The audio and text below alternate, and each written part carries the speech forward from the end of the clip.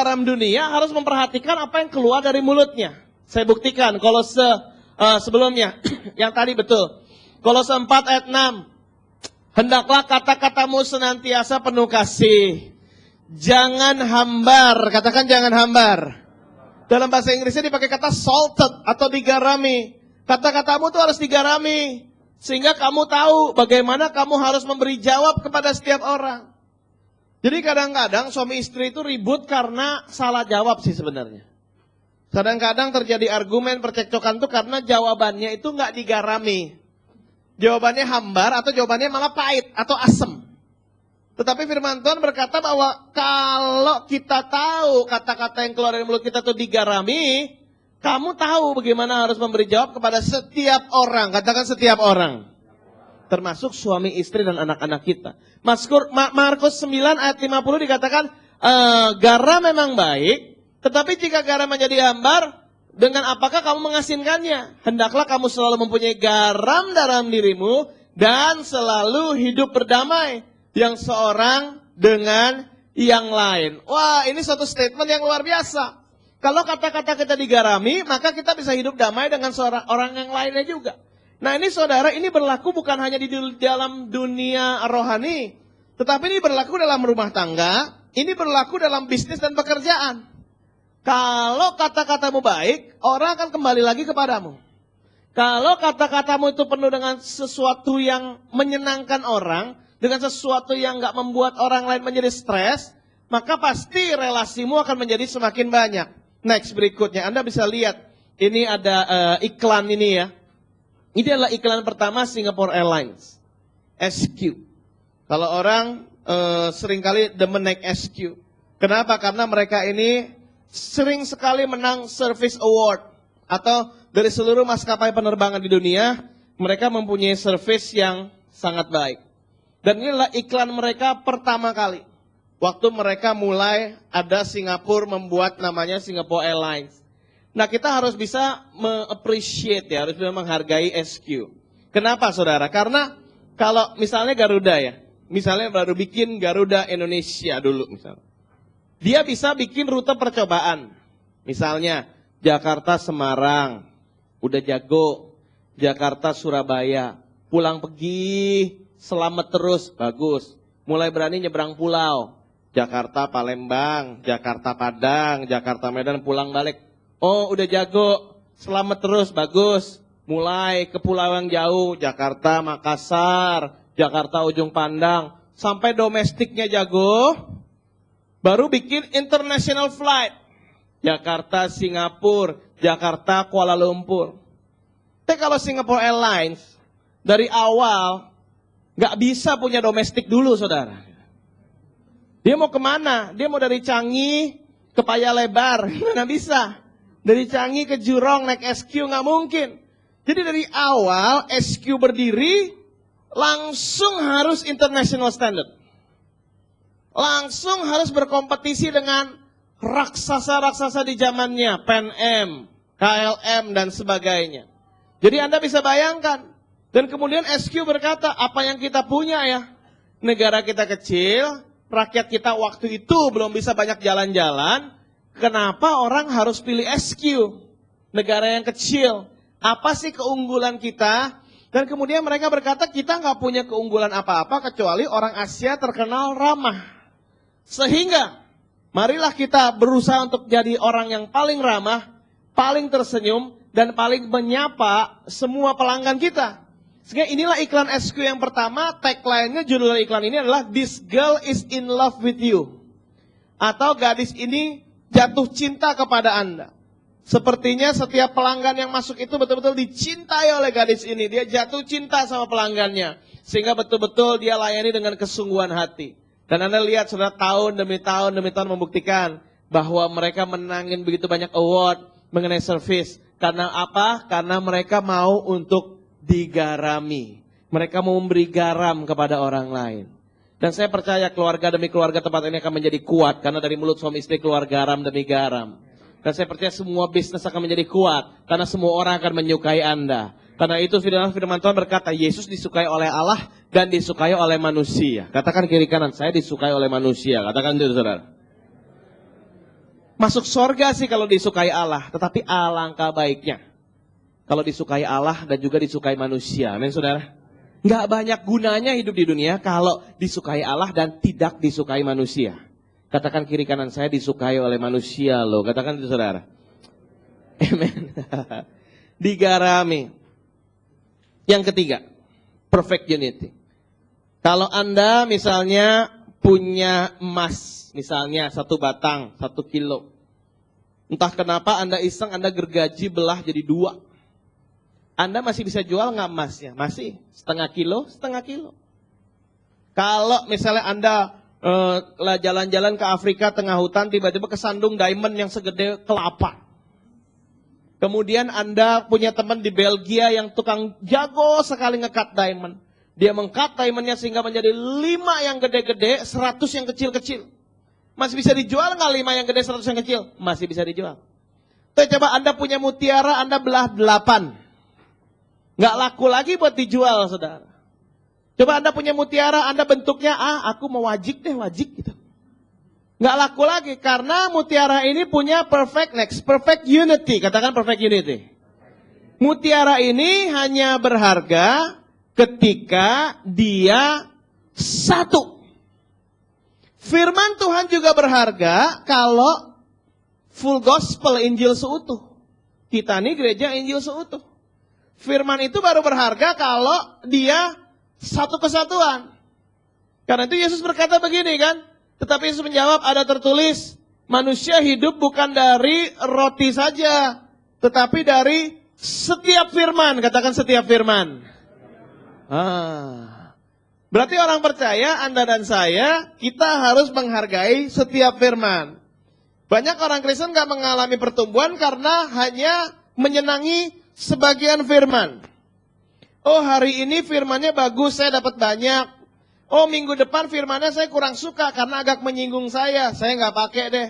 Minggu depannya lebih nyinggung saya lagi, saya nggak mau. Padahal kalau firman itu lagi nyinggung Anda, berarti Tuhan sedang berbicara kepada Anda. Kalau enggak, Roh Kudus nggak akan bereaksi di dalam kita. Anda tersinggung mungkin karena Roh Kudus itu dengan lembut membelai roh Anda dan berkata, itu loh buat kamu. Dan kalau Roh Kudus mengatakan itu, Anda harus berkata, yes, terima kasih Tuhan. Masih ada orang yang mengingatkan saya. Dan saudara harus tahu bahwa firman itu adalah satu keutuhan. Kita nggak bisa bilang bahwa, oh saya mah senengnya sama yang ini, saya nggak seneng sama yang itu. Anda nggak bisa begitu. Alangkah malangnya seorang istri, kalau setiap kali dia argumen sama suami, suaminya hanya pakai 1 ayat. Istri harus tunduk sama suami ya. Dikit-dikit Pak uang belanja kurang, istri harus tunduk pada suami ya. Pak gini, istri harus tunduk pada suami ya. Padahal suaminya lupa, ada ayat juga yang berkata bahwa suami-suami kasihlah istrimu seperti Kristus mengasihi jemaat. Dan saya percaya semua suami istri tempat ini adalah orang-orang yang balance. Katakan kiri kanan, aku orang yang balance. Katakan itu saudara. Anda mengasihi setiap firman yang keluar dari mulut Allah. Karena ketika tidak ada mengasihi setiap firman, maka dalam kehidupan orang percaya tidak terjadi yang namanya keseimbangan. Saya mau cerita satu hal, ada berapa ratus tahun yang lalu di abad yang ke-11, abad yang ke-12 terjadi di Tanah Suci yang namanya Perang Salib. Gambarnya ada. Perang Salib ini terjadi dan waktu itu saudara begitu banyak pertumpahan darah yang terjadi kemudian begitu banyak hal memperebutkan tanah di Palestina. Ngomongnya sih perang agama, tapi padahal perang tanah tuh sampai sekarang. Dan kemudian ada 2 kubu namanya tentara salib, yang di mana-mana pakai salib, perang semua pakai salib. Dan kemudian ada juga tentara saudara sepupu kita. Gitu. Dan kemudian Anda bisa lihat di filmnya tuh Kingdom of Heaven. Itu mereka perang. Nah ini saudara lihat, yang sebelah kiri itu ada satu kali tentara salib yang kemana-mana pakai salib dan kemudian berkata, mereka lagi patroli 1.200 orang dan kemudian mereka lagi kehausan di tengah padang gurun dan kemudian mereka melihat sebuah kota di atas bukit. Dan kemudian mereka berkata, wah, seorang pemandunya berkata, enak sekali air di kota itu. Ayo kita ke sana untuk minum, airnya manis. Baiklah, mereka pergi ke sana. Nah, yang menjaga kota itu melihat banyak banget tentara yang datang, 1000-an lebih nih kayaknya nih. Wah, mereka ketakutan, mereka menutup pintu gerbang kota. Dan apa yang terjadi saudara? Mereka datang, tentara Kristen ini datang, dan mereka mulai gedor-gedor pintunya. Kayak mau masuk, kayak mau minum airnya. Dan kemudian nggak dibukain, lama sekali. Karena apa? Karena di dalam kota ini lagi berunding. Kita bukain nggak ya? Kita bukain nggak ya? Mereka nunggu kira-kira setengah jam di depan. Dan kemudian akhirnya mereka memutuskan, bolehlah buka pintunya lah. Waktu mereka masuk, ini tentara yang ngakunya Kristen ini masuk. Dan mereka membunuh setiap laki-laki, perempuan, dan anak-anak. Dibunuh semuanya. Dan kemudian minum airnya, mereka meninggalkan kota itu. Nah di sebelah kanan namanya Saladin. Sultan Saladin. Orang Muslim. Dan kemudian dia mengepung Yerusalem sedemikian lama. Kalau di film Anda lihat dia cuma kepung berapa hari.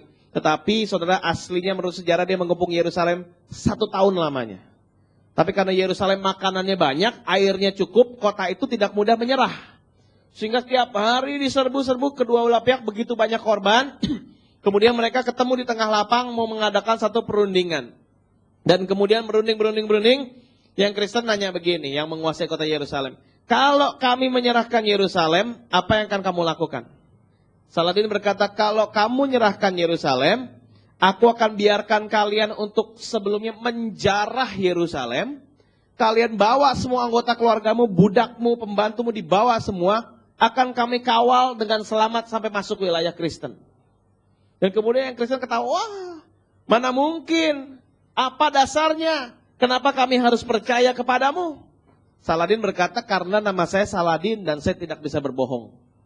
Dan kemudian sejarah mencatat pada hari itu, semua orang Kristen keluar dari Yerusalem dan tidak ada satu insiden pun mereka diganggu oleh orang Muslim. Anda melihat, loh sebenarnya takut akan Allah yang mana nih? Kenapa itu bisa terjadi?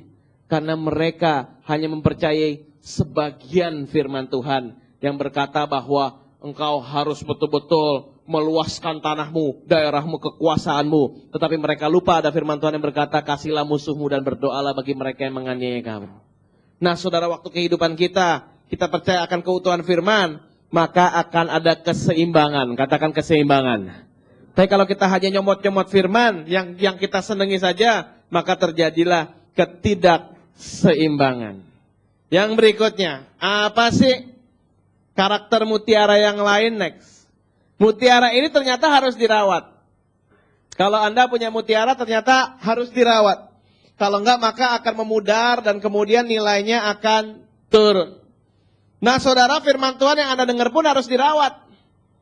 Kalau Anda dengar firman ini hari ini, ntar pulang sebelum tidur Anda enggak baca lagi Matius 13, saya yakin hari Selasa Anda akan lupa. Tetapi kalau Anda pulang entar di rumah, ini sebentar sebelum tidur, Anda baca lagi Matius 13, ayat 45-46, Anda akan ingat sampai 1 bulan ke depan. Tapi kalau Anda baca lagi hari ini, baca lagi besok, mulai Anda lakukan, seumur hidup Anda akan ingat. Itu saudara, ada satu orang namanya A.W. Tozer. Dia sang penulis luar biasa, hamba Tuhan yang luar biasa. Dia katakan sebelum dia memberitakan firman, sedikitnya dia akan baca ayatnya 90 kali. Sehingga betul-betul masuk di dalam dia, dan kemudian dia bisa bicarakan dengan bebas. Dan dia berkata begini, kalau di gereja saya ada hamba Tuhan tamu, saya akan di rumah ulangin khotbahnya 10 kali. Sehingga saya betul-betul bisa menyerapnya. A.W. Tozer seorang yang luar biasa aja melakukan hal tersebut. Firman Tuhan yang kita dapat harus dirawat. Kalau enggak akan hilang, saudara. Saya punya teman waktu itu, dia pemberkatan rumah, kemudian saya diundang di Jakarta. Rumahnya gede luar biasa, dan kemudian ada kamar yang kira-kira segede gini, isinya buku semua dan CD khotbah semua. Kira-kira lemarinya panjangnya setengah ruangan ini. Isinya CD semua. Wah, saya punya lengkap. Benny Hinn katanya, Kong Hee, Joseph Prince, si ini, si itu. Wah, lengkap banget. Saya katakan, wow, luar biasa ya.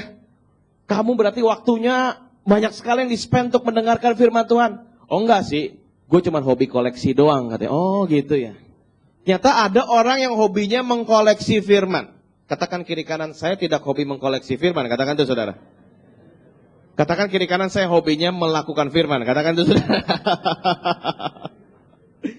Ternyata ada orang Kristen yang dari tahun 60 udah nyatet khotbah. Tapi cuma nyatet doang hari Minggu, gak diulang lagi saudara.